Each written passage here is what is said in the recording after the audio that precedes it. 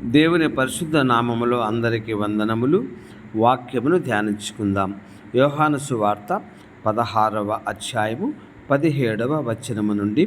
కాబట్టి ఆయన శిష్యులలో కొందరు కొంచెము కాలమైన తరువాత నన్ను చూడరు, మరి కొంచెము కాలమునకు నన్ను చూచెదరు, నేను తండ్రి యొద్దకు వెళ్ళుచున్నాననియు ఆయన మనతో చెప్పుచున్న మాట ఏమిటి అని ఒకరితో ఒకడు చెప్పుకొనిరి. కొంచెము కాలము అని ఆయన చెప్పుచున్న ఏమిటి? ఆయన చెప్పుచున్న సంగతి మనకు తెలియదు అని చెప్పుకొనిరి.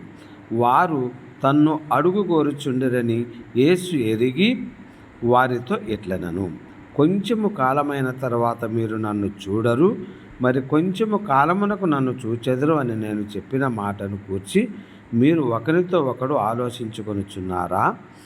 మీరు ఏడ్చి ప్రలాపింతురు, కానీ లోకము సంతోషించును.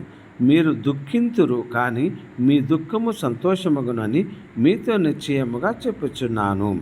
స్త్రీ ప్రసవించినప్పుడు ఆమె గడియ వచ్చెను కనుక ఆమె వేదన పడును. అయితే శిశువు పుట్టగానే లోకమందు నరుడు ఒకడు పుట్టెను అనే సంతోషము చేత ఆమె ఆ వేదన మరి జ్ఞాపకము చేసుకొనదు.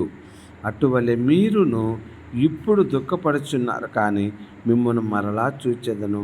అప్పుడు మీ హృదయము సంతోషించును, మీ సంతోషమును ఎవడను మీ యొద్ద నుండి తీసివేయడు.